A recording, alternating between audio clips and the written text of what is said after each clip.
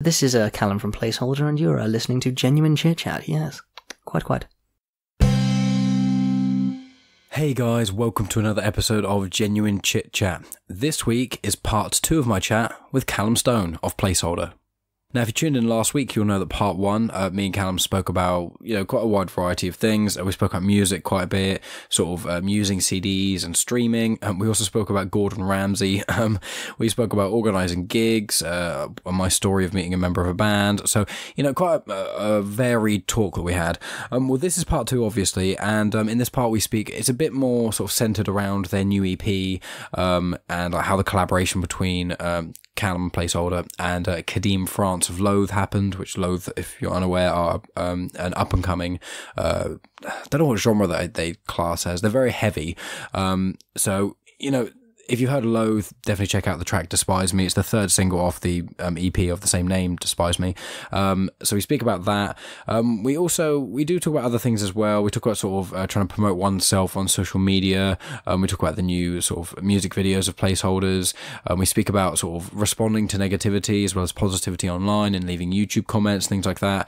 And then we kind of finish off with Calum talking about his dream collaboration with someone else in the alternative scene. So that's the kind of thing that you're in for this episode. Even if you're not into really heavy music and you haven't listened to Placeholder's EP, which is on Spotify and iTunes, Apple Music, all that sort of jazz, I'd recommend go listening to it, even if you're not that into heavy music, because it is a really good listen. But, even if you haven't heard the EP, this is still a really good chat to listen to. Now, if you hear any odd sounds, like really oddly heavy breathing, Calum does vape, and he was vaping occasionally in this chat. I edited a fair few of them out, but I don't think I got all of them, so just to warn you guys of that. And that's more or less it, I think. We've got a promo coming up for Beer Nuts Productions. Any fans of the show will know, or fans of my show rather, will know that I've had Goff, the creator of Beer Nuts Productions, on the podcast twice. Once was a few weeks before this episode, and the other one was several months ago, I think in February time. He's a blind Australian filmmaker. So yeah, he makes movies and he's legally blind. So he's a very, very interesting person to speak to. So make sure you go check out those episodes as well as checking out beernutspproductions.com. I'll include a link to all the usual things in the description, where to get Placeholder's music, even though, as I said, Spotify, Apple Music, that sort of thing.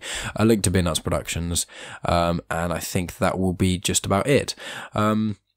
I'll be back at the end of this chat, guys, just to talk about a small amount of my life and delays, this, that, and the other, what's coming up in the next few weeks, and, just basically what's to come, as well as on the usual social media things, follow on Instagram, Twitter, and Facebook.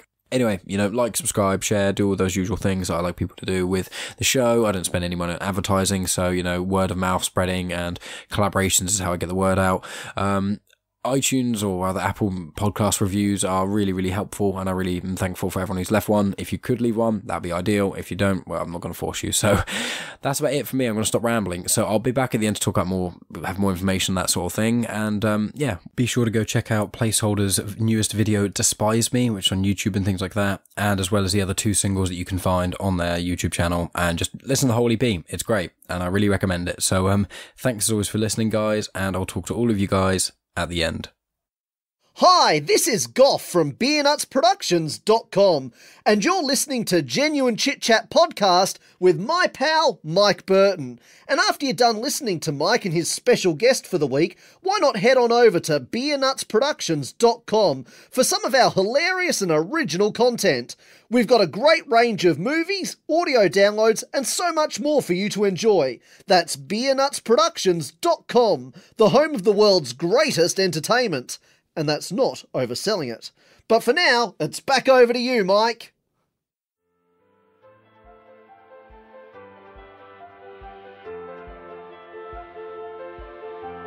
Welcome to Genuine Chit-Chat, where we have honest conversations with interesting people. And I'm your host, Mike Burton. I need to remember when this has come out, I'll have already hyped it up, but I need to, on Mondays, what I try and do, which I haven't done for fucking ages, is on the days of the week on Instagram, I try and keep to a vague schedule of some sort. I never managed to because it actually takes fucking ages writing 30 hashtags and stuff. But it's like, I try and do Mate, you need to copy and paste that shit. When I do, I've got it saved. The thing is, I've got a lot of them save. The problem is if I just post the same things over and over and over again, no, I have to think of different ones. And when it comes to an actual podcast release, like the one I did with Marcel last week, you know, there's Latin Trails and Ecuador and Peru and the Galapagos Islands, like they're not related to anything I've ever done. But this chat is obviously, I'm going to look at some of the hashtags I used for the earlier chat we did.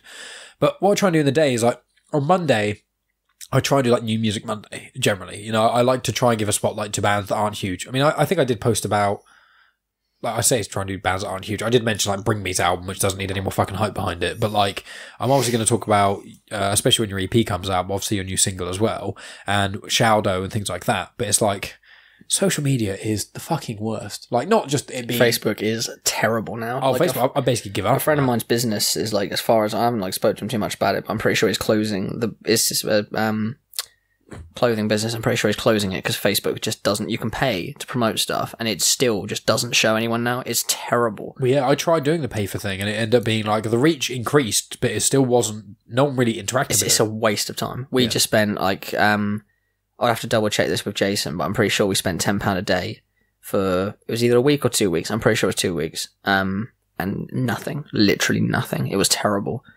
Yeah, Facebook's just a waste of time now. It's really annoying because it's just making this so hard for young bands.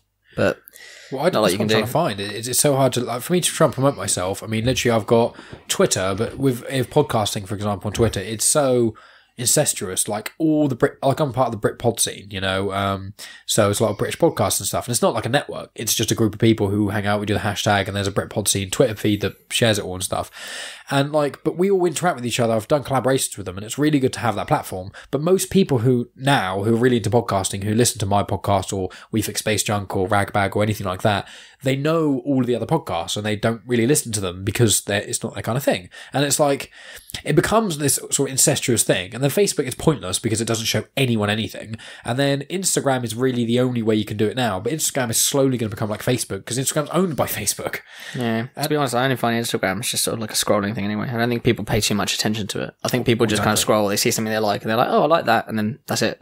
I'm going to see it again. It's not too bad. The problem is that if there's people who are looking for a new podcast, my podcast is really easy to find. It's got all the sort of hashtags and stuff. And I do find some people do find the show through podcasting. But the problem is that trying to market to someone who isn't actually looking for what you're trying to sell it's almost impossible. Like the problem is with yours and my thing in a slightly different way is obviously my thing is, first of all, only probably about half the population at the moment, if not less, even know what podcasting actually is. Then an even smaller amount of that people even actually genuinely listen to podcasting. Like we got mates who listen to podcasts, but like Jasmine, she only really listens to Critical Role. So she's not interested in Joe Rogan or true crime podcasts or historical podcasts or documentaries, anything like that. She just wants to hear Critical Role, and that's fine. And you know, Reese listens to about 5 podcasts, and I listen to about 20. But it's like, most of the people we know who know, obviously I have a podcast and that sort of thing, don't listen to podcasts. And I'm trying to market to people who either don't listen to podcasts, don't know what podcasting is, or think the podcast costs money and therefore to download this app is too much effort. Yeah. And then what you've got where you're trying to market music to people, which is a music genre which is already immediately as people, if you're not into metal, like I've had it with Megan, where you hear shouting for 1 second and they switch off for the whole song. And it's like you trying to market yourself to people who aren't trying to find new music or even don't even like the genre that you've got. And then you've even got, if you do manage to find those people, the problem is with metal is even though people who don't listen to metal think it's not diverse, metal can be quite elitist, but it is so diverse in like what you like. Like you and I like a lot of heavy and a lot of alternative music. But really, when I meet people like Ryan Payne, you know, who's been on the podcast, he likes like every fucking metal band. Like you see him posting about it. He goes to like every show. He likes every band. He likes from the Amity Affliction to Ghost to like Slipknot, but then Knock Loose to like every single band that are in the metal thing. Whereas for me, it's like, I don't know if he likes those specific bands. I want to clarify if Ryan is listening, but it's like, a lot of those bands I listen to and I go, these are alright. They're just kind of average. And they're like Amity Affliction. I haven't got a problem with Amity Affliction, but every time I listen to any of their music, I just go, this just sounds like another band, but not quite as good.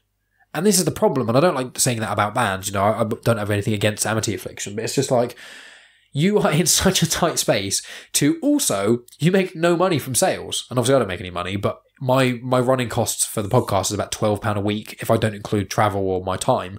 Whereas you just like to do a music video, like I was going to ask actually, your music videos, like you said that your drummer now edits them and things. Like, do you still?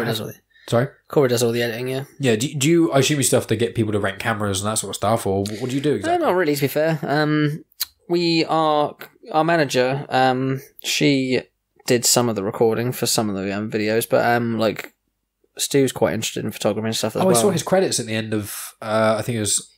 Yeah, his camera's really good, so we did some filming. Corey is good at filming anyway, so Corey's done some filming as well.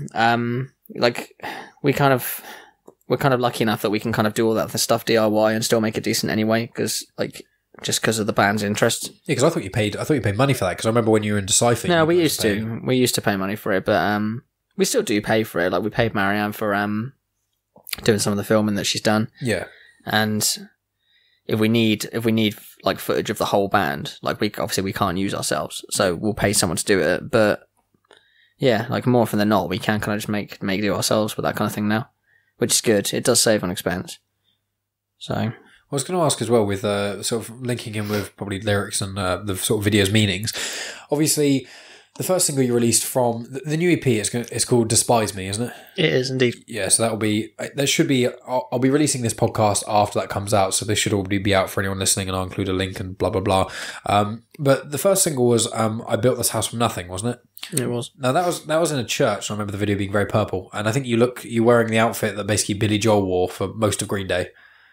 I was going for more of a Jared Way kind of thing, but yeah, I will accept that they both wore pretty much the same outfit, and the singer of the Hives wore that outfit as well. So I'm definitely not starting a new trend. But like with that video, obviously it's in a church and things, and you know I've listened to the song quite a few times. But what lyric? First of all, does the video connect with the lyrics specifically? And if so, what does it mean? Best way to describe it, to be honest, is going to be all of them. We've put. Well, all the videos will be out at the moment, so when this comes out, so I might as well just describe all of them. The first 3 tracks are the first 3 videos, which is I Built This House From Nothing, I Don't Feel Anything Anymore, and Despise Me. And all of the videos link together, which starts with I Built This House From Nothing, which is... I've got to remember now which part is like, because we've been filming all this kind of stuff together, so I have to remember which part is in which song. Is it with the woman who's in? It's going to confuse me. Yeah, there's this girl Penny. She is basically, the idea of that video is that she's shunned by her parents for not wanting to do this religion, which you'll probably immediately pick up is like is kind of similar-ish to my life. Like, to be fair, my parents haven't like shunned me, so if I go on this podcast now saying like my parents shunned me, it's not that bad. Well, yeah, like a lot of the EP is personal stuff to me, and a lot of it is exaggerated to what other religions would be like. So like using examples like the Westboro Baptist Church and stuff like that, it's like using the extremes of it with my own personal experiences. But the video of I Built This House From Nothing is obviously a girl being shunned for doing what she's doing, and then it's the starting cycle of a mental breakdown. I Don't Feel Anything Anymore is the second stage of that, where she's out. We filmed her out and about. We filmed her like getting drunk, and then the end of the video is her coming back and getting into this bathtub, is basically what's going to make her look like she's killing herself. You haven't seen this, but Despise Me yet. So Despise Me is basically her waking up in purgatory. So the entire video is going to be shot. I haven't actually decided completely what I'm doing for this video yet. So it's when this comes out, this will be a surprise to me. So I'm talking to my future self. If it's good, well done. If it's bad, you suck. She is going to awake in purgatory, and we are going to have to film some fairly sort of more artsy stuff compared to what we've done for the last 2 videos, because the video will be all of us also playing in basically black space, which is what we're trying to simulate purgatory. And then the end of the video, I can't really explain what's going to happen in the video because I don't even know myself yet. The end of the video is going to be her waking up in the bathtub, which is the end of the second video. And that will be those 3 videos put together. That will kind of create the story of what the EP is about, kind of minus the purgatory thing. The purgatory thing's more of just more just kind of flavour for the video, to be honest. But most of the EP is about what the effects of what it can do. Like, the whole premise of I Built This House From Nothing was how I built myself up when I left the religion to be like my own person. And my parents obviously kept their own way, and I went this way. And when it first happened, when I first left this religion, is more what I Don't Feel Anything Anymore is about, because it's sort of like feeling really, really disconnected from your family. Like, I've got family sort of all over the world and stuff like that. My voice is breaking now. I'm not crying. He's getting emotional. So obviously it can be quite hard feeling like completely disconnected from your family. But obviously, to be fair, it did build up and get better. So Despise Me, the lyrics in it are very much like it's set from two different perspectives. So like one of the perspectives is one side of mental health and the other is the other side.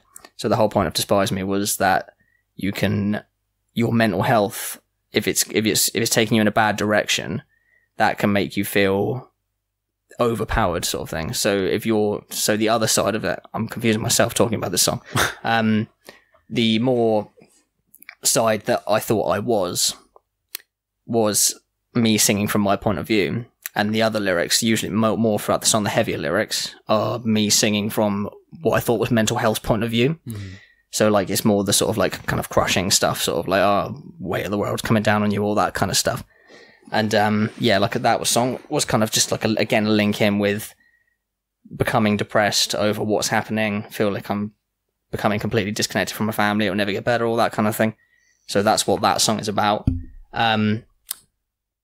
The other two singles they're kind of along the same line. The end of the EP, you wouldn't have obviously heard yet. It ends in a way that I feel like the situation ended. Like the situation with my family is kind of like, I'm trying to think of like the last lyrics of the song and how I actually tied it in with the situation. It's sort of like we're never going to agree on the same things in life, but it doesn't mean that we have to be sort of like this, like far apart all the time. It doesn't matter. It's going to get better. It doesn't matter. Mm-hmm. And to be fair, it did. Like after time, like, obviously there's still issues, but it did get better. And like the EP is like, it goes basically from start to finish as a story. Mm-hmm. So, it'll make sense more if you like listened to the whole thing, like start to finish. And if anyone else did that, if people do like the EP and they listen to it, if you listen to it from start to finish, especially if you read the lyrics, it will make a lot more sense. Mm. Like the start of the EP is very like kind of like hard hitting, and then the end it kind of flats out at the end a bit more, sort of like just kind of like flat out, and it ends like a bit more stable, which the last song kind of does anyway. It stabilizes a lot at the end. It's got quite a big emotional ending, and then just kind of like stabilizes. I'm interested in the lyrics. Can you? I don't know, with band stuff, like, you know, there's lyric websites. Do you have to submit lyrics to them? Do other people do it? Like, are you all, I should have really looked up, but Placeholders... Other people do it. Other people do it? Yeah, other people do it. Don't ask me how. If it's a personal lyric website, like, it's nothing to do with, like, any labels or nothing to do with the music industry. It's just like, I don't know, like A to Z lyrics or something like that. Chances are someone runs it and people submit lyrics to it. People will be like, oh, this is this song by this band. And they'll be like, cool, upload it. Like, I can't imagine they're all 100% accurate, to be honest. Like, they've got so many lyrics on it, but I imagine just people just throw lyrics at it. It wouldn't surprise me if bands could put their own lyrics on there. It wouldn't surprise me. Yeah, I just wondered if you had, because I was thinking if you haven't, it might be worth, like, I'm not trying to tell you how to run your band, but it might be worth, like, releasing the lyrics. Our lyrics are already on sites. Are they? Yeah, I Google myself sometimes, and my band. And yeah, I know. Do you put them in the YouTube description and stuff? Yeah, most of our songs have the lyrics in the YouTube description, but I know Cement and Relief are both online. Oh, really? Relief's on a couple of websites. Yeah, it got put up when Dream Band came out, so I assume people would just put it on there. So I know what they used to do, because obviously one of the things that happened was, I think we both used to buy a lot of CDs and things, and obviously you get the CD booklet, and 9 times out of 10 it would come with like a lyric book, and that's kind of half the point of buying it almost. And I remember with Slipknot, their song "Wait and Bleed," like one of the first lines, I don't give a fuck what anyone says. He literally says, "I felt the air rise up in me." But every lyric book you look at, it says, "I feel the hate rise up in me." And some people say it's his accent, even though he barely has an accent, but some people say he was saying hate, and it just sounds really weird. I thought it was air. I didn't know until you just said that. I thought it was air. Yeah. So you've been listening to Slipknot like longer than I have, I think, and I've been listening to Slipknot since I was about 13. So I've been listening for like 12 years. Yeah. And it's like, yeah, he says, "I felt the air rise up in me." Like, that is literally, I don't give a fuck about anyone says that, is literally what he says. But as much as I'd like to, like, sort of kind of say, like, yeah, it definitely is, there are so many lyrics that I've heard and then seen lyrics for, or someone's told me, and I'm like, what? I've been so wrong for so long. It's like, well, I did that with the Cane words Hill. I've been singing, I'm just sort of like, is it? I did that with Cane Hill. Do you remember? It was the, what song was it? It was, I remember, but I don't remember what it was. It's when he goes, Days of Men. Oh, yeah. And I thought he said Jezebel, Jezebel as in Jezebel, as in a reference to I think it's a biblical story about. Yeah, I remember devils. that because you were walking up the stairs in your house and you're singing. I was like, it's Days of Man, right? Yeah. Days of Men, should I say? Yeah, and I thought it was Jezebel. Yeah, there's loads of songs that's happened to me before. There's still songs now that even songs that I'm driving, I'll sing, and this is more just laziness, and it's like, I know I'm singing the wrong words there, but I just can't be bothered to look up what it is, because I know as soon as I look it up, I'll be like, that actually makes sense. Then I'll go back and listen to it again, forget what it was, and sing the lyrics that I've always been singing. So it's just kind of, it happens. I'm terrible for it. I do that rap a little bit. Like I try. Rap's even worse though, because you're never going to remember when you've read it. Well, that's the problem. Is there's about, I can do about 10 songs that are rap songs. I say flawless, it's not flawless, but I can do 10 rap songs that I could do at like karaoke, or I could do in front of people if the music is playing behind me. I know them. If you just got me just a freestyle now, do the lyrics, I can probably do about 4 of them. And out of the 10, it's like 2 are Childish Gambino songs, which is Sweatpants and Bonfire, and then about 8 Eminem songs, and then there's 1 Scroobius Pip song, Introduction, and 1 Tech 9 song called PTSD, and that's it. And it's like, even then, I do that, and I look up the lyrics sometimes if I get really obsessed with a rap song I just really want to learn all the lyrics to, because I feel cool by myself in a car doing all the lyrics. And it's like, sometimes I look them up, and I'll read them, and I go, okay, and then I'll do it, and then I'll completely forget immediately. And there's still parts in like Eminem songs, or I think in the song Cold Wind Blows, there's a bit which I can make my mouth look and sound like I'm actually saying what you're saying. Like if I have the music playing, you'll think I'm saying the lyrics. But if you ask me what that last line was, I have absolutely. Yeah, as far as I know, it's flibba-dubba-dubba. But if I say it fast enough and like quiet enough, it doesn't matter. There's loads of songs that I sing that are like that. I'm just like, I don't know. It happens sometimes with my own song. I forgot what I wrote there, so I'm just going to go like, and it works. But yeah, no. Well, I can say Mum Spaghetti to lose yourself like flawlessly all the way through. Oh yeah, just Mum Spaghetti, Mum Spaghetti, Mum Spaghetti. She's nervous. Mum Spaghetti. Like, I can just do that all the way through. You should release a remix of that. I might do. And it'll probably get more views than anything you've ever done. How's that make you feel? To be fair, it annoys me that it probably would, because it's that bad. And I'd probably get less hate than I've got on some of my current songs. I was going to ask about my songs are band songs. Yeah, it's not just you, the solo project, like the Calum Stone Experience. Well, because I remember... It's not going to be called the Calum Stone Experience. I'm going to sound like Post Malone. I'm going to call myself Post Alone. That's going to be like really depressing. Well, surely Post Alone means after being alone, therefore you're with someone. Shut up. It's just I need it to sound close enough to Post Malone that people can easily just typo Post Malone and be like, oh, another guy. And it's also got the word alone in it, because... Most Malone. Nah, it's just not close enough, and it doesn't mean anything. Post Alone's kind of like, it's got alone in the title. That means it's sad, and that's exactly what my music will be. So you're going to be like Post Malone, sad. but only his sad songs? No, I'm going for Lewis Capaldi, but it's just going to be called Post Alone. Oh, okay. So Lewis Capaldi is going to be like songs for sad mums, because like I feel like I can really cater to that market. I might get a new haircut, but aside from that, like, yeah, I could really cater to sad mums. What haircut would you get for sad mums? I'm not really sure. You wouldn't be able to wear your emo haircut. No, that's what I mean. Well, to be fair, I could probably just cut it a bit short at the back, maybe go back brown. Just be a bit be very sensitive. Just sort of like constantly talk about the issues, like with young mums and all that kind of stuff. And I don't know, pretend like I care about stuff. Mums love that. Mums like it when you pretend to care about stuff. Yeah. Nice. Good. With your new, out of interest, because obviously, myself being obviously a mate of yours and also being a fan of Placeholder, it's people can probably hear it when I talk. You're not allowed to post hate. I'm not allowed to, no. Yeah, I want to ask, there's 2 things, which is one thing was I want to ask the what's different about the new EP to the old EP. But before I ask that, with some of the hate that you've had, like with the new song that's on Dreambound, I saw that didn't someone think that you were 2 different vocalists? Yeah, someone said the first vocalist was 0 out of 10 and the second was 8 out of 10, which is more of a reflection on himself because I'm the only vocalist. So I chose to read that I'm 8 out of 10 and no one is 0 out of 10. So don't you average it and you just get 4 out of 10? No, that's not how I did it. I immediately read it and I was just sort of like, yep, I'm 8 out of 10, fuck everyone else. Because the instrumental was 7 out of 10, so it was my way to go back to the band and be like, yeah, I'm amazing. Didn't you have someone before say that you were like SpongeBob doing death metal, or was that Decipher? No, that was Placeholder. Someone said this is what happens when SpongeBob sings metal. And I was like, yeah, cool. Without making excuses, it's really hard to judge that kind of thing because it's happened with a lot of our songs. If you get a load of good comments, you get loads of good comments. If you get a load of negative comments, negativity breeds negativity. Like, people will see those negative comments, and if they don't like it, they go, I'm going to put a negative comment too. I'm going to put a negative comment too. And that's not me just defending the fact that the song is shit. Because I don't think it's shit, obviously. Like, we looked, the like and dislike ratio to it is really good. I'm pretty sure it's still like 9-1. It's like, we've got like, I don't know what it's up to now, but it was something like 150 something likes and only like 40 something dislikes. I was like, it's still pretty good. Like, I'm happy with that. But yeah, like, when it first came out, we had a couple of bad comments, and then it literally just seemed like we're only getting bad comments. But like, I went on it earlier today, and it's like, we've actually had like sort of 7 or 8 good comments after that. And like, once the good comments started coming in, more people started posting good comments. Because I think people are afraid to be the one who's like, oh, I like this song. And then everyone else be like, oh, no, it's shit. And then you get someone. Because we had one person, the most upvoted comment on that video is someone saying, I don't really get why everyone dislikes this. Like, I quite like it. It's just different taste. And that's had loads of upvotes. So it's at the top of the list and it's got loads of likes. It's like, it's hard because you can't criticize people for posting bad opinions of a song. If someone doesn't like it, they're more than welcome to comment.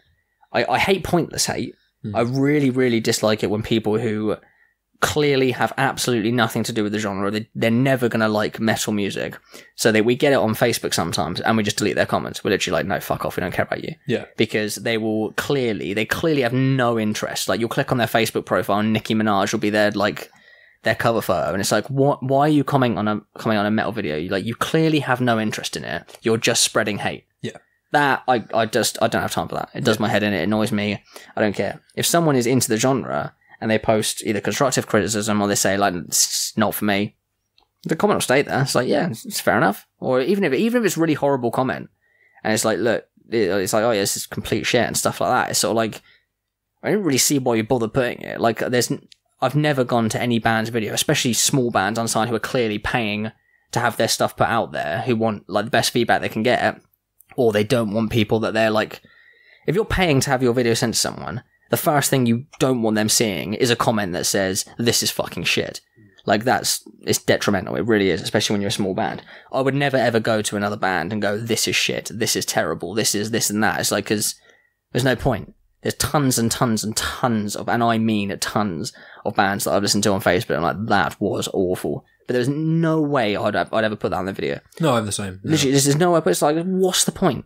I feel the same about disliking videos. Like, I think on YouTube, if you went on my YouTube account over the last like 5 years or whatever, genuinely, I think I've only disliked like 2 or 3 videos, and that's when they're the kind, you know, when you go to like a YouTube rabbit hole and you got someone talking like rubbish nonsense, like flat Earth or some shit like that. That's flat Earths are different. They're not people. But like when it's music, I agree with you. Like I've never, even if I listen to music and even if I think it's absolutely terrible, unless it's on like Friday by Rebecca Black, you know, I think I commented on that, but that came out God knows how many years ago. Yeah. But like when it, exactly as you say, I go on Spotify and I listen to a lot of music that's quite small unsigned bands, because obviously when I listen to your music and then a lot of the bands that you play with I generally listen to, I go on tour, I obviously come see your shows and then I listen to the bands you play with.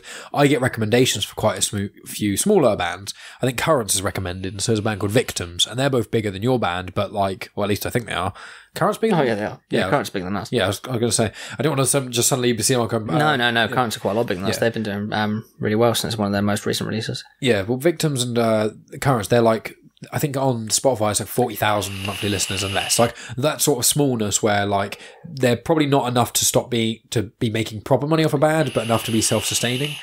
And it's like, I do like them. And I hear a lot of these new sort of small bands that come out. And then I'd probably say only 1 in 10 do I actually say that's good, and probably only about 1 in 20 do I say that's actually good enough for me to always listen to. But even when I see bands that when I come to shows with you, if any of the band walks past me, unless they're being cunts, which I think I've only ever seen one band live who've actually been actively awful and horrible people, excluding that, when people generally like see them, I'll just go, oh, you play really well. Like, even if I didn't think they played that well, it's just nice to say, and people feel really good about it. Obviously, if I think they're incredible, I'll have a proper conversation about it. Yeah, it does make you feel good especially if you do genuinely play really well and someone actually comes up to you after and says like, look, that was really good, and they actually start picking out points about the show, because it's like, that makes you feel like, oh well, we were kind of like, because you do before shows, especially if it's far away shows or anything like that, sometimes you're just like, this is just not going to be worth it, we're going to travel so far, no one is going to watch us and stuff like that. Even if one person comes up to you after and says, look, that was really good, it's like, oh,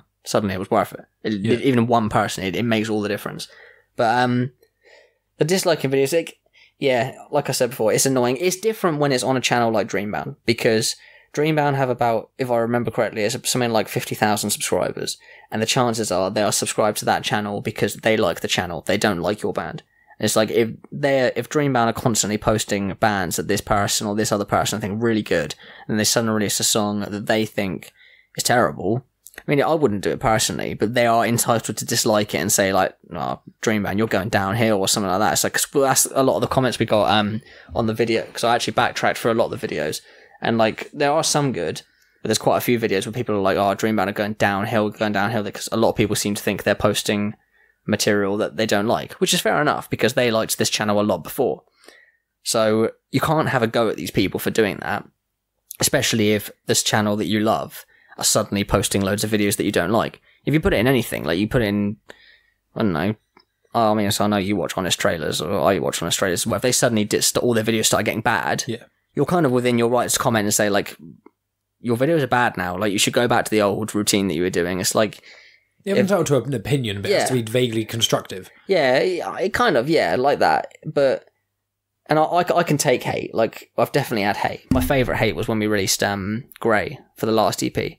And one of the comments we got on YouTube, the video, was literally just, well, this was gay. I was like, that is my favourite comment ever. It's like, that is the least constructive criticism anyone can have. It's like, is there something else about the song you don't like? You literally just thought this was gay. I didn't realise I could write a song that's like, it is the softer song. Like, it's quite soft all the way through. So I wouldn't say it's metal all the way through. It's metal at the end, because it obviously gets heavy. It builds. But there was nothing in it that I thought, when I was singing the song or when we were writing the song, I was like, right, make it more gay, because this bit needs more gay in it. And I was just sort of like, what? I mean, are you homophobic? I didn't know what to say back to it. So like, do you dislike gays then? It's like, I'm not gay anyway, but I mean, if you dislike gays, I mean, feel free to fuck off. It doesn't, I don't care. It's just a funny thing to come out and say. It is a weird place. Like, I can't, I think even when I was like quite active on YouTube and stuff, I didn't really comment that often unless I thought of something really funny. But it's like, apart from that, I never really felt commenting on there. Once again, I'm in the same sort of headspace you are. I haven't got a problem with people commenting, and I think people should be within their right to comment. And as I agree, like, if it's a small band and there's not very many comments, don't be the first person to comment and say it's shit. Like, even if you think it is shit, unless they're spouting actual hate. Like, if you were like a small hardcore band and you were like spouting Nazi propaganda, go ahead, do that. But your lyrics are all about personal things or sort of greater ideologies and toxic ideologies. So it's like, it's not attacking any one person or group of people specifically. It's just talking about certain flaws and also your own personal experience. So people should just look at it and go, I'm not a fan of this. Or, you know, as you say with the Dreambound thing, it's a very good point. Dreambound release hundreds of artists or thousands and thousands of artists. So they can say, this isn't up to Dreambound's usual standard, or this isn't, that's fine. But if they just go on your Placeholder UK channel and they just listen to all your songs and then just go, these are all shit, then it's like, why? What are you trying to accomplish from doing that? Yeah. Does it make you feel good? Like, that's what baffles me the most. Yeah, it's annoying. You kind of, it's one of the catches of like being in a like band and doing that kind of thing. Really, it's like you just have to take it. Yeah. If you respond to it, chances are it won't happen. But you could respond to it, and then someone could literally just post on your Facebook wall or something like, "Oh, this band got a little bit of hate," and then they called him a dickhead or something like that. So like, and that immediately takes anything away from what he said and makes you look bad. It's like, you can't take hate, and it spreads further and further and further and further. And it's like, there's almost nothing you can do about it except take it. It's like if someone is going to be that person who's literally just going to be on YouTube all day, they're going to wait for songs to come out, and they're going to be like, "Oh shit," and it's sort of like, what?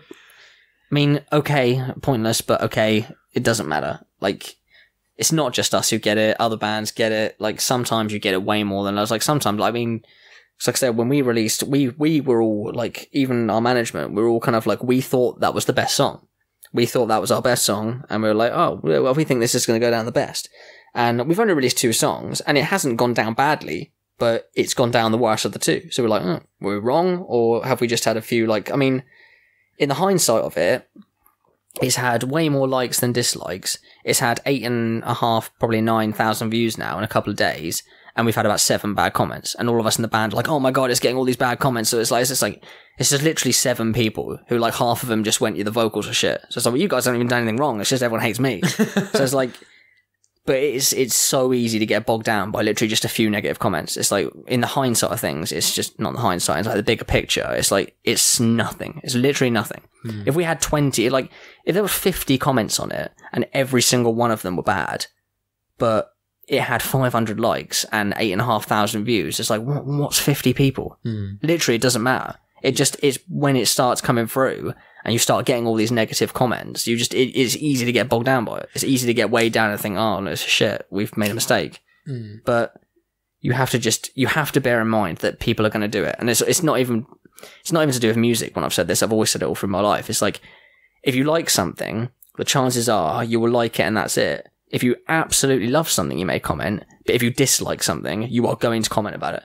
So it's why you can never, in my opinion, you can never trust Google reviews. Yeah. Because literally every time, it's like, if you get a bad service from someone, you are going to go out of your way to make sure that they know that and that Google know that. If you get a decent service from someone or a good service from someone, chances are you're going to forget about it immediately. It's like, it's like, I'll go to the shops or the post office or anywhere where someone will serve me and they can be a perfectly nice person.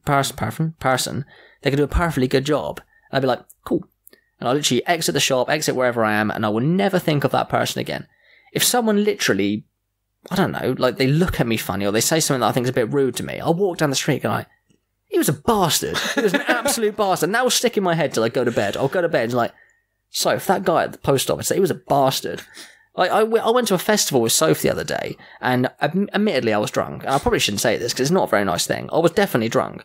And he basically pushed past Soph. From what I know, I was too drunk to actually know what was going on. I just heard this from her. So I turned around and I swore at him and I told him to fuck off and everything like that. One, I was glad he didn't hit me because he probably would have knocked me out. Like, he's bigger than me. And two, like, I kind of woke up the next day. I was like, I overreacted to that so bad. He may not have even, like, he did say something to Soph and then he said something to me. I can't remember exactly what he said, but it was something like, you look at me all you want, mate. And I was sort of like, I probably still did overreact massively.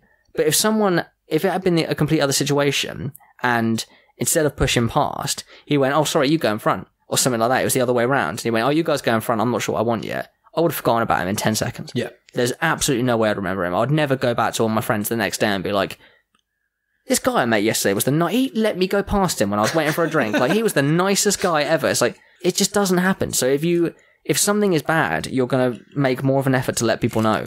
In my opinion. So you have to take that into account, I think, when it comes to like releasing new songs. Like, more people are going to comment if they think it's bad.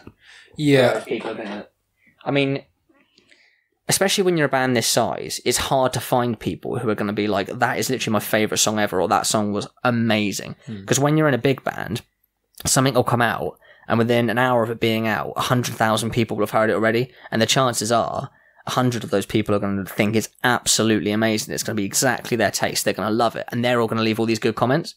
Whereas when only 10,000 people hear it in the first week, it's a lot more streamlined. Like, not many of those people are going to think it's like their favourite thing ever. And if there's already been a bit of negativity about it, a few people have gone, right, this person, chances are they're not going to go, this is my favourite song ever, or this is my favourite thing, because people are assholes. People are just going to be like, oh, I can't believe you think that. Oh my God. It's like, yeah.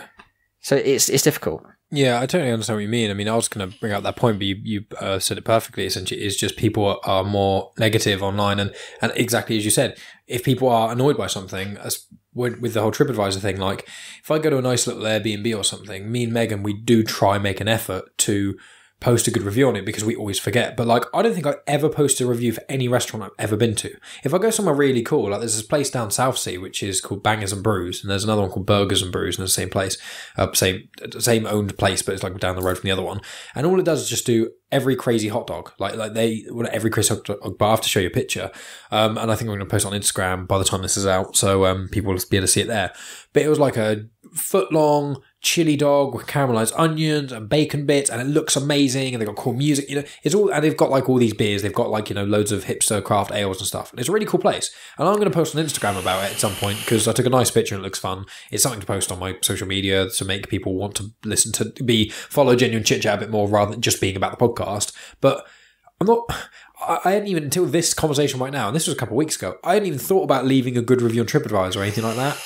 And it's one of those things where it's like, you get those little cards from a restaurant and it says, please review us. And you look at the card, you go, nope. But if it says, please review us, you might win 250 quid, then you're more inclined to do it. Yeah. And it's one of those things where it is annoying. I hate myself for doing this because as I said, I love, now obviously I really like the 2 new songs that you've released, but as I said, what I try and do is really listen to all as an EP, because what I find with me as an individual is like when you had Grey, like I really, really like Cement, but the songs that really clicked with me was Alone and Transparency. They're the 2 of my favourite songs from that EP.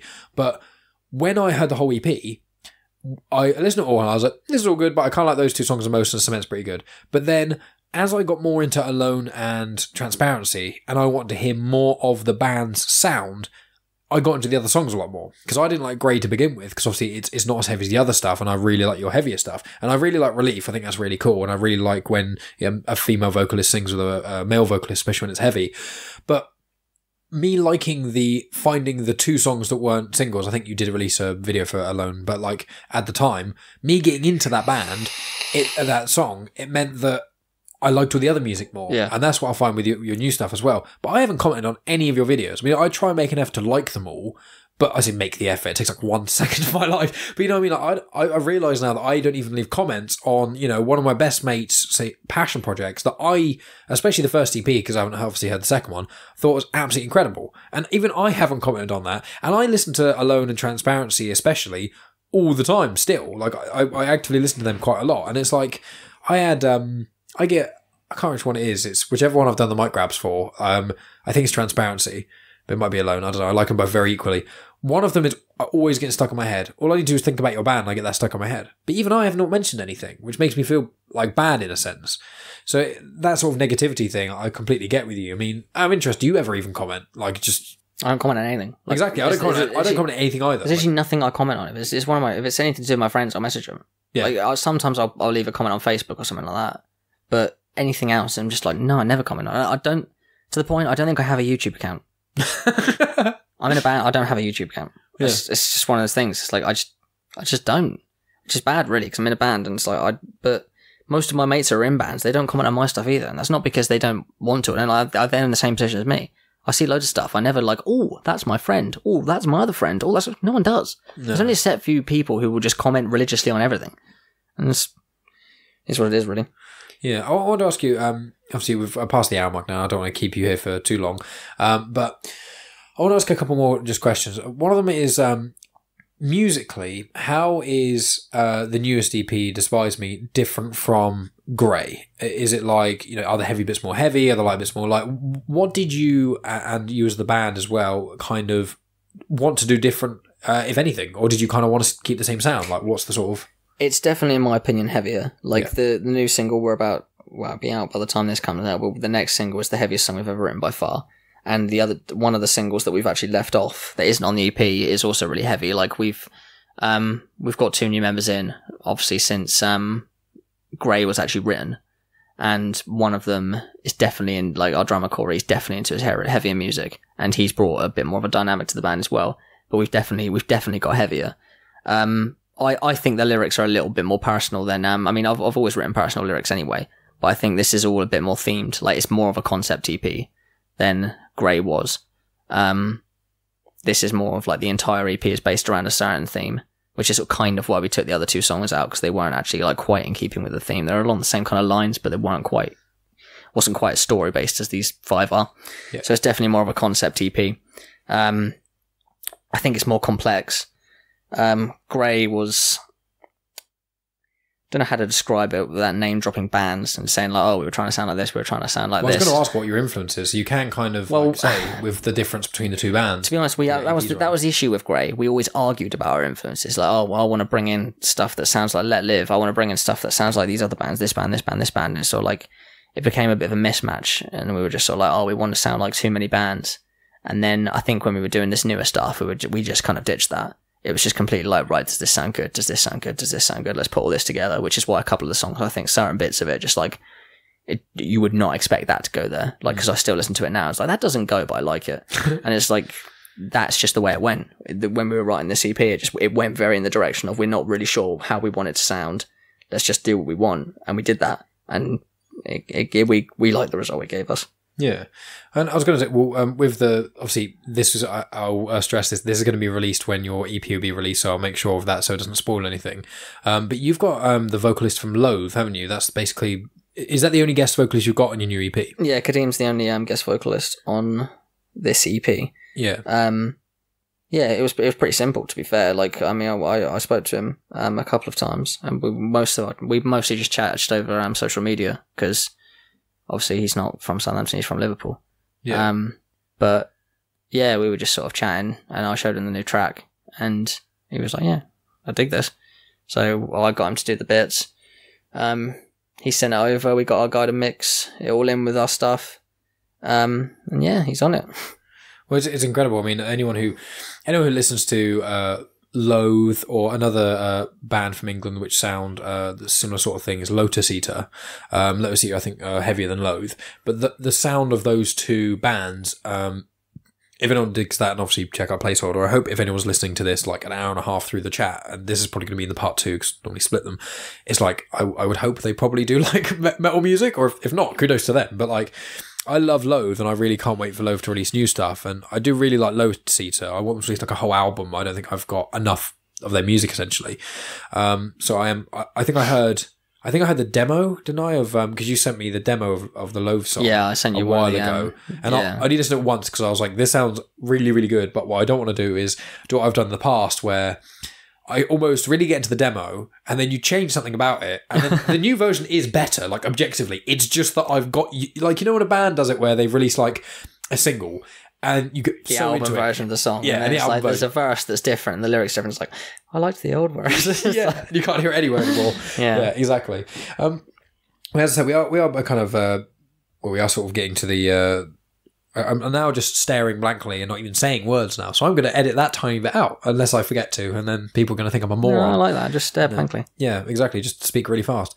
But no, with obviously with Placeholder, what I just want to ask is essentially, if there are any, do you want to name drop any influences about it, like for the new stuff? Like, obviously, I assume Loathe is part of an influence with having him in. Yeah, I mean, those kind of bands, it's impossible to give influences. So many of us into so many different things, and we try to bring in like so many different aspects. Yeah. I mean, like loads of my vocal influence just comes from like all these old bands that I used to listen to.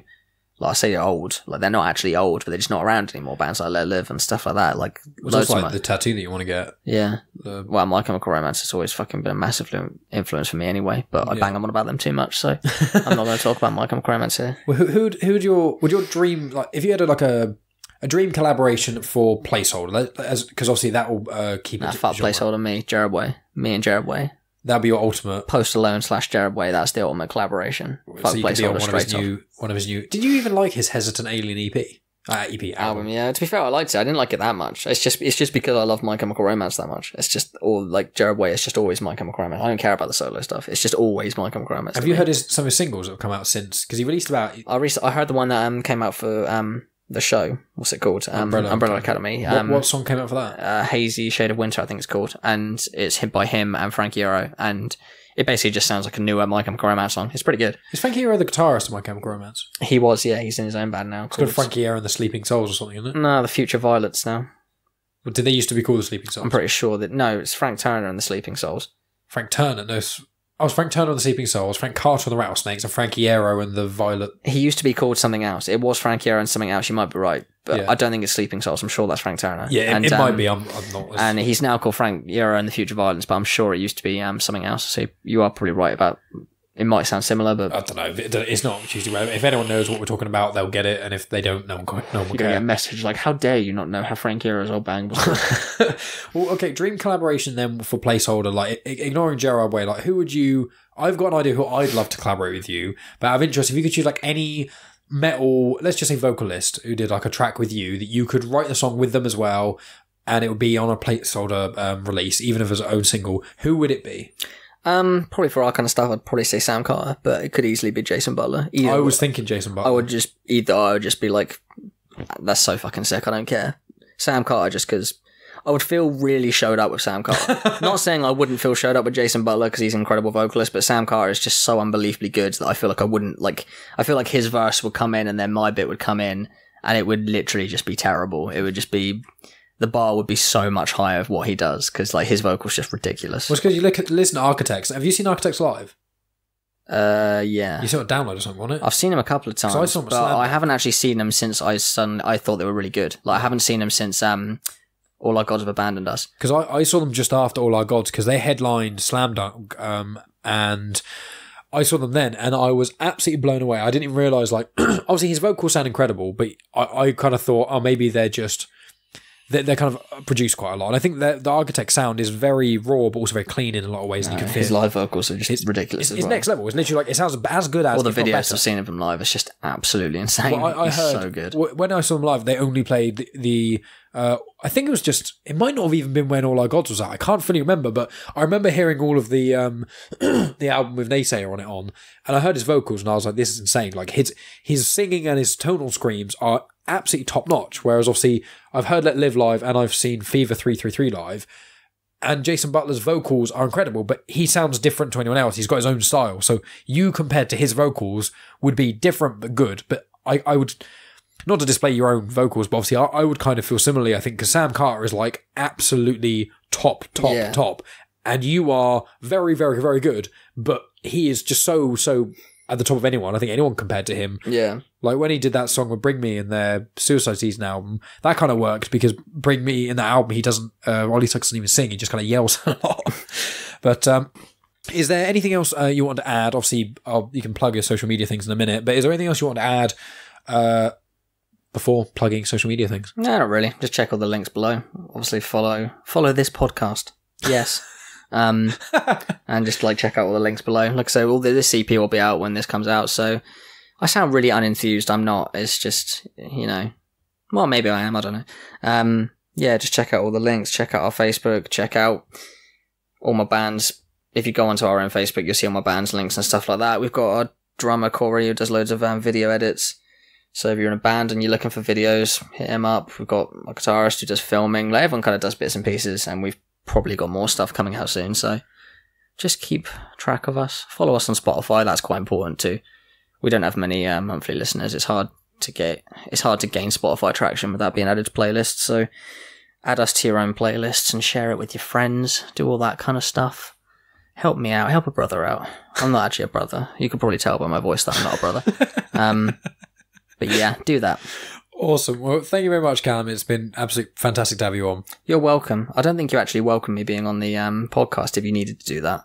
What, saying welcome to Calum? No, yeah, this is Calum from Placeholder. No, I do it in the intro, mate. That's fine then. Okay, fine. This was Calum from Placeholder. Thank you very much for listening to me. And that's the end of the episode. Thanks as always for tuning in, guys. As I've said, make sure you go check out Placeholder's newest release, Despise Me. That's on Spotify and Apple Music and those sorts of places. And their newest video for Despise Me is also up on YouTube, so be sure to check that out. Coming up next week, it will be part 1 of my chat with Shaudo, the London rapper. He's also a manga artist, a full-time ninja. He's been on Ninja Warrior, and he's a very busy guy. He's an incredible entrepreneur and very intelligent and really, really fun guy to chat with. So that will be coming out next week. In the subsequent weeks, I think I'm having a chat with someone next week. I can't remember what it's about specifically, but I'm chatting with them. And the weeks after that, there's a few guests I've got lined up, but I don't want to say that any of their names just in case there's any fans of theirs listening or anything like that, and it ends up falling through. So I have got more people listed, but I don't have any others recorded at this moment.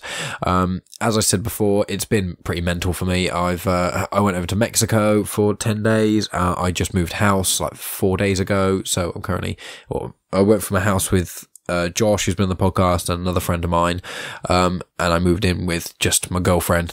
Me and my girlfriend were already living together in the last place just for a couple of months to see how it goes before moving. It obviously went really well, and now we're living in a flat. So if it sounds a little bit different, which I don't think it does, but if it does, it's because I'm in the guest room, and that's what I'm going to be using for podcasting stuff going forward. And yeah, it's just been so hectic and so busy. We've now cleaned the whole of the other house, got everything out of there. I've done a few trips to the dump. I've still got a lot of other crap to go through, but apart from that, it's all kind of coming together. So hopefully I'll have a bit more of a sort of regular schedule again, because anyone who's sort of a long-term listener will know, I went on like a 2-week break just while I was in Mexico. I couldn't be dealing with, scheduling loads of episodes to be released and all this, that and the other. I was like, no, I kind of need a break from all these things. So, also there's a solo podcast. So if you like this end of the podcast ramble that I normally do for like 5 minutes where I don't edit it or anything like that, that's basically what the episode is that I released before part 1 of this chat with Calum. So episode 67, it's just me talking, just blithering on about rubbish. So it's if you enjoy this part, then that's a good one to go listen to. I talk about Mexico a bit. I talk about sort of what's coming up. Like I've already guested on The Brave Files, which I've played a promo of Heather Vickery's before, and she's actually been a guest on the podcast a while ago. So that episode will be airing, I think, October. I'm looking to do more collaborations with me on other people's podcasts and try and get the word out and things like that. And I've got a few more authors lined up to come on the show. I've got a few other people here and there and stuff. So I am excited for the future. But at the moment, I just kind of want to get this over and done with, as in this outro, and go chill out with my girlfriend before we have to start doing more unpacking and things, because that is so much fun. Anyway, guys, thanks as always for listening. As I always say, rating on iTunes or Apple Podcasts or any apps that you use is really, really helpful. It really gets the name out there a little bit more. Speaking with your friends, like if everyone listening told like 1 or 2 people about the show, there'd be quite a good amount of them that I think would enjoy it. As I say before, the show isn't about every episode appealing to everyone. It's about each episode, each different guest can sort of not targeted, because I don't really do it like that. I just kind of talk to people who are interesting, but the sort of certain guests will be more interesting to certain people who are from other demographics or potentially have other interests or things like that. This one especially is going to be more so about people who like alternative music. That's generally the kind of audience for that. So as I don't have a niche, it's quite hard to market it as there's movie podcasts. So it's like, okay, you just target anyone looking for more movie podcasts or movie buffs and film buffs and things like that. Whereas mine is such a mix, it's kind of hard to do that as much, and I do try, but what makes it best is me having my promos played in other people's shows, and me having sort of guests on and me guesting in other people's shows, as well as people spreading by word of mouth. If you love podcasts and you have a few friends who like podcasts, see if they'll like this one, see if you can find an episode that they may enjoy. I've had authors on, musicians, travelers, CEOs. I've had the blind filmmaker Goff from Beer Nuts Productions, who the promo was for today. I had Bill M, who's a magister at the Church of Satan. He came on the show. I've had quite a wide berth, I guess is the term. If I'm using that wrong, sorry, but have a wide berth of guests, and it's going to keep diversifying, keep adding more, and see what interesting people I can speak to. So that's why I'd like you guys to try and share the show if possible on social media or with friends, family, etc. But if people don't, it's not the end of the world. But I am going to stop rambling now. So thanks as always for listening, guys. I appreciate each and every one of you listening, especially to the end, and I'll talk to all of you next week.